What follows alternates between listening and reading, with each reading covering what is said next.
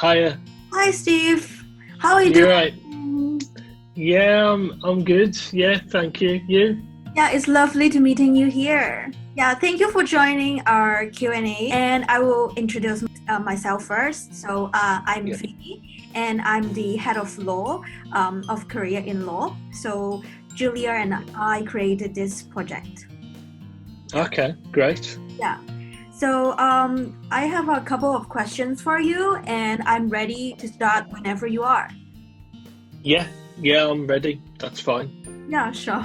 Okay, so our audience would like to know, where are some of the main challenges you face as a mental health lawyer, and what qualities are needed to overcome them? Okay, to show a level of empathy and compassion because they reach you to help them get out of hospital. So you have to be a good listener in order to take on what the client says, because some of them will have a very lengthy backstory with previous admissions into hospital. Another thing would be that you would need to have a rather thick skin to do mental health law. Now, what I mean by that is that you will get called names. Some are not pleasant, but you have to take it that this person is severely unwell at the time.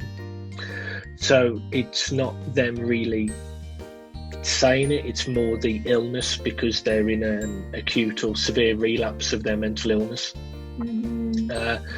So the main challenges would be to manage a client's expectation, because as soon as you get involved, they automatically think discharge. For instance, with action papers, you client know what's within those papers.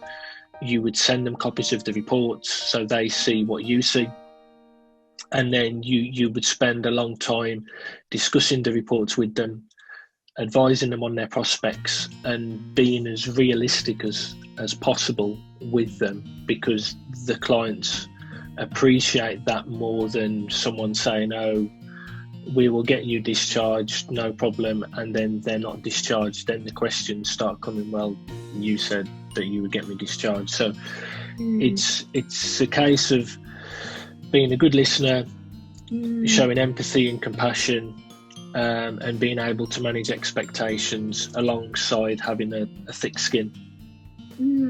Yeah, indeed. So from what you share, it's quite different from being a commercial lawyer or in other areas of law. So how do you suggest getting work experience in mental health law then? So in work experience in mental health law can be tricky, because it's not widely advertised on the LLB module, but it certainly wasn't when I did.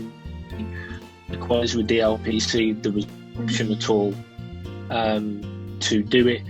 So in terms of getting experience within mental health law, it would be to either work for a local advocacy service, whereby you could shadow an independent mental health advocate who will attend ward rounds and will be able to help clients with any complaints or safeguarding issues that they have, and just really approaching law firms who specialise in mental health, which a lot of them, because it's legal aided, a lot of the companies that will do it will be smaller companies who will specialise in it. I mean, in terms of how I got into mental health law, I literally just fell into it. I was on a VAC scheme at a local law firm, and the mental health paralegal was being shown around the building. The following day he left, and then they asked me if I wanted it, and I was like, yeah. And then I just got the job. So do you mind share with us what inspired you to become a mental health lawyer?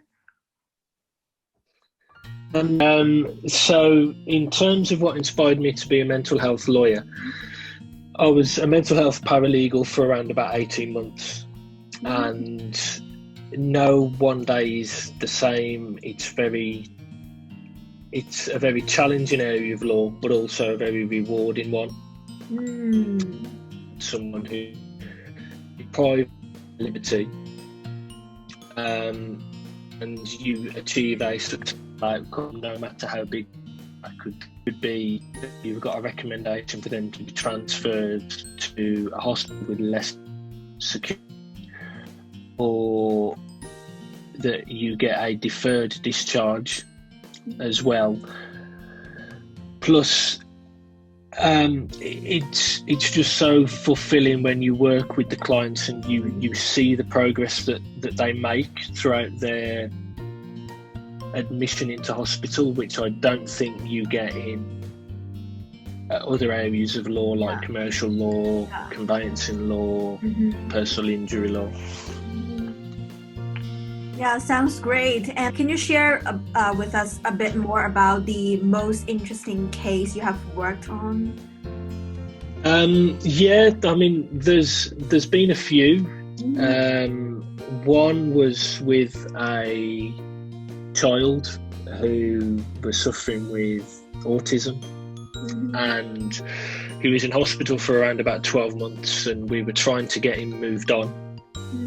There was a lot of legal arguments with authority, social service, in terms of going to fund what, and eventually I think about half a dozen penal hearings with lasting the best part. We eventually got that we wanted in terms that funding was agreed, ready for our client to move. So that's probably one of the most complex cases that I've dealt with. Yeah. Right. So how would you look after your mental health as a lawyer during these difficult times?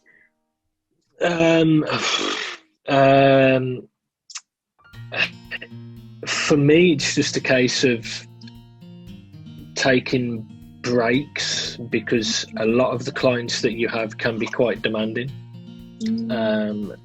Particularly with mobiles these days, they have your mobile, they can call you, they can email you. So it's just a case of putting time aside for yourself to recharge, particularly the weekends, or have a cut-off time during the week to say that you're going to work till this time, but anything after that. What I was monitoring your own mental well-being. So because it's demanding and challenging area, to schedule breaks, or a break of about 10-15 minutes, and then have a cut-off point when you finish the working day, and then obviously recharge and relax over the weekend by just doing something completely different. Definitely. So what do you like the most about mental health law and your legal journey? So the best bit about mental health law is that no one day is the same. Every day is different. Every client's different. They're an individual. They have their own backstory. So, plus, before COVID, you are constantly on the road. So it's not a job that you're office based, because you drive to the various psychiatric hospitals to see the patients, view notes. So there's obviously been quite a big change since COVID, because everything has gone online. So we're practically all home based, with not many visits into hospitals, because they're simply not allowing them for good reason, because of COVID. Yeah. So do you regularly talk with your clients online, like Zoom? So how do they adapt to this online environment? It's mainly telephone conversation, text conversation, and then at the moment, the first time that we're seeing our clients is actually on the day of the tribunal on the video link. So it's changed a lot. Yeah, it's quite challenging at this difficult time. Yeah, true. So what advice would you like to give to law students wanting to become a mental health lawyer? So in terms of advice, if you watch a lot of the TV programme Suits and you want to earn hundreds of thousands and millions of pounds, do not do mental health law. It is not the best paid because it's legal aid work. If you want to make a difference with your legal career and help people who are deprived of their liberty and are vulnerable, and you want to help them on their journey towards getting, then you consider doing mental health law. Yeah, great. Yeah. So it's lovely to meeting you here online. And you? Yeah, I'm sure our audience will know more about your legal journey and mental health law as well. Yeah, make sure you have subscribed to our socials, Career in Law, and also followed Steve on LinkedIn. We will see you next time. And thank you, Steve. Thank you. You're very welcome. Yeah. Thank you. Thank you. Have a lovely day. And you. Bye. Bye. Bye.